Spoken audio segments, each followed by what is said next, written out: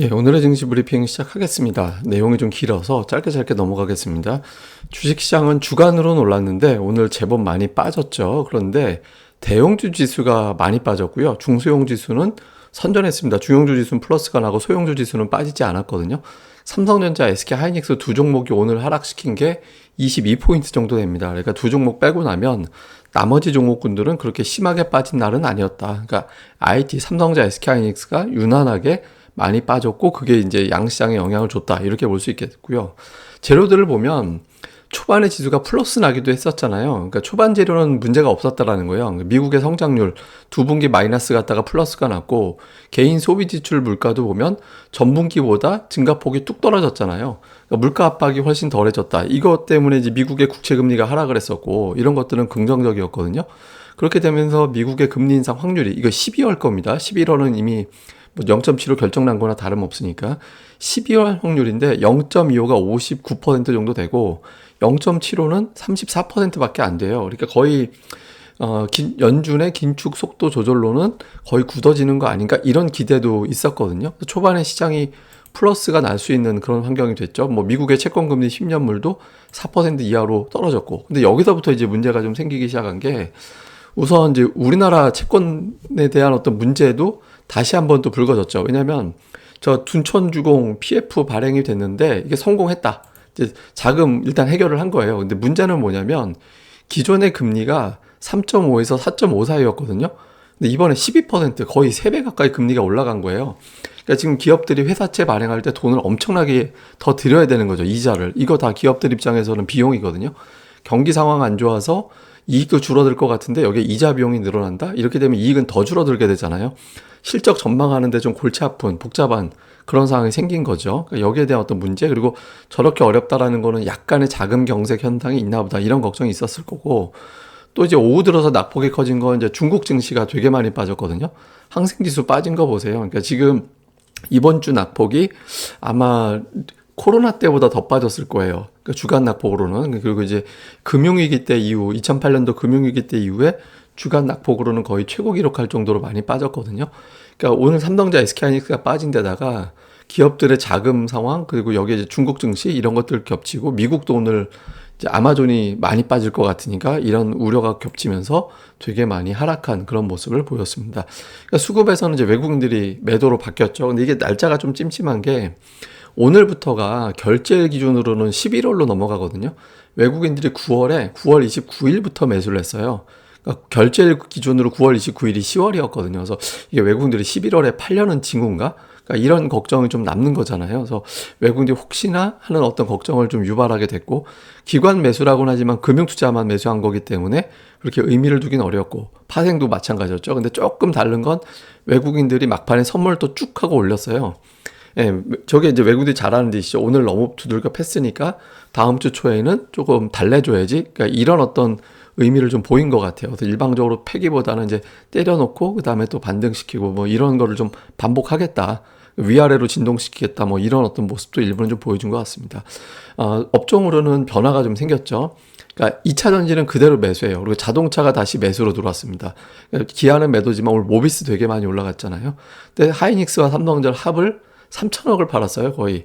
오늘 외국인들 순매도가 1,900억인데 두 종목을 3천억을 팔았으니까 사실상 외국인들은 그냥 반도체 판 게 오늘 매도의 전부였다 이렇게 볼 수 있겠죠. 매수는 2차 전지와 자동차 쪽 매수를 좀 했고 일부 이제 바이오 샀고 기관 같은 경우는 삼성전자는 또 샀어요.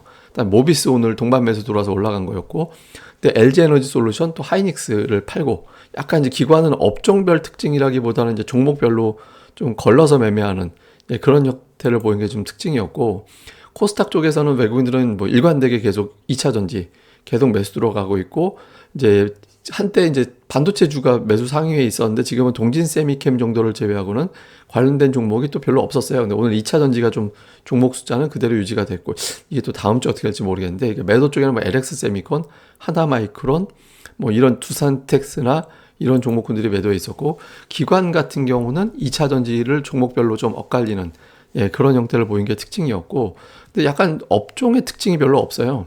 업종의 특징은 별로 없고 종목별로 골라서 담는 그런 형태를 좀 보였습니다. 이게 숫자가 좀 이건 잘 나오겠는데 싶은 거를 좀 담는 것 같아요. 숫자를 턴어라운드 되거나 뭐 이런 어떤 종목들이 있잖아요. 그리고 IT 계열의 종목을 되게 많이 팔았습니다. 그래서 오늘 코스닥 소부장 빠지는 데는 이제 기관이 역할을 했다. 이렇게 볼 수 있겠죠. 뭐 내용들을 보면 그 애플 징크스가 있는데 제가 무슨 얘기냐면 애플이 8분기 연속 예상치를 상회한 실적을 냈대요. 근데 그 중에 6분기가 실적 발표 전후에 빠졌답니다. 그래서 오늘 미국 언론에서 보면 걸려있는 옵션 거래가 많아서 그런 것 같다. 뭐 이런 어떤 이제 분석을 하기도 했거든요. 근데 어쨌든 다른 기술주가 문제잖아요. 지금 애플은 그렇다 치더라도 최근에 되게 격하게 뭐 메타를 이제 뭐 대형 빅테크라고 부르는 게 좀 민망해졌을 정도로 많이 폭락을 했는데 아마존 이외에 알파벳이나 마이크로소프트는 하루 이틀 정도 빠지고 이제 버텨줘야 되거든요. 그래서 오늘 뭐 어쩔 수 없이 아마존은 빠진다 치고 나머지 어떤 빅테크주들이 견디느냐. 다음에 이제 반도체주가 인텔이 올라가는데 다른 종목은 얼마나 버틸 수 있느냐. 요 어떤 기술주들의 흐름, 그러니까 하루 이틀 급락은 되는데 연속적인 급락이 나와서는 안 되고, 다음 이제 금요일 징크스. 지난주에 이제 좀 괜찮긴 했는데, 어쨌든 미국이 금요일마다 하락하는 징크스가 좀 있었거든요.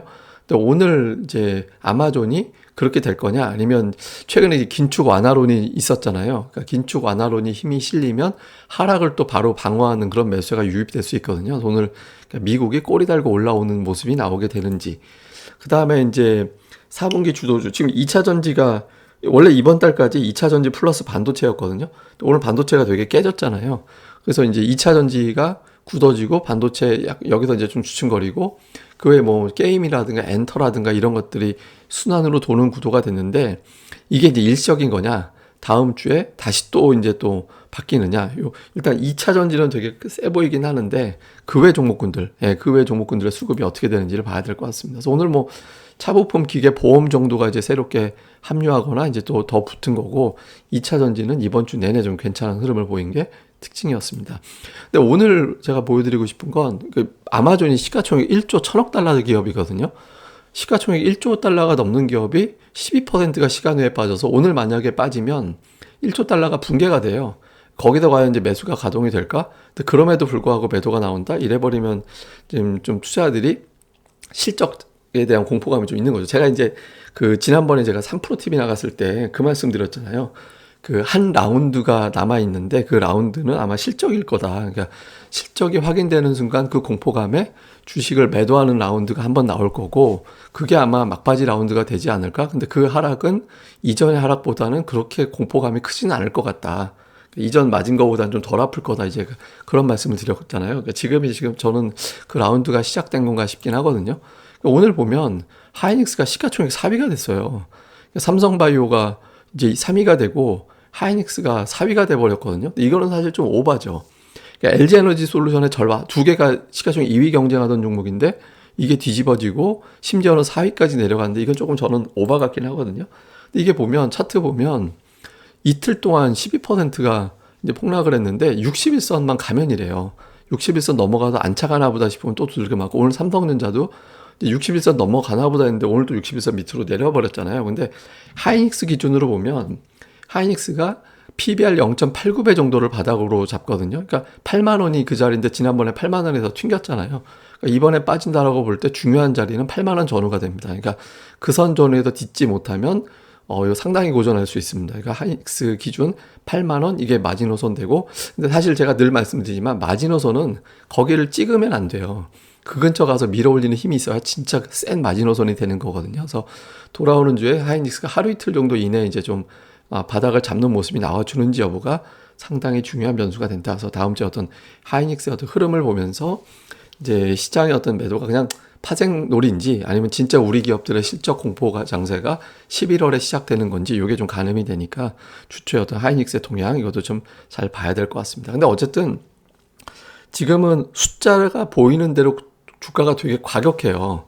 시장에 돈이 없기 때문이기도 하거든요. 그러니까 돈이 좀 들어오는 돈이 없다 보니까, 그러니까 겁나면 팔고 몰리는 쪽으로만 다시 가는 형태가 지금 되고 있는 거거든요. 그래서 지금 왜냐하면 이번 주에 코스피 거래대금이 지난주하고 별로 차이가 없는데 삼성전자는 지난주 대비 거래대금이 되게 증가됐거든요. 그러니까 이게 돈이 증가되는 종목이 있으면 코스피 자체 거래대금이 증가되는데 그런 현상이 안 나오잖아요.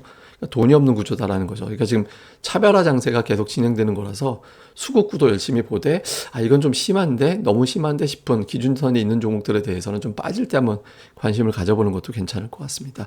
예, 또 제가 주말에 이 내용을 또 자세히 설명드리겠습니다. 예, 감사합니다. 전 다음에 뵙겠습니다. 그리고 이 방송 구독하기 꼭 좋아요까지 부탁드리고요. 그리고 네이버에서 고릴라 리서치도 많이 좀 검색해 주시고 방문도 부탁드립니다. 감사합니다.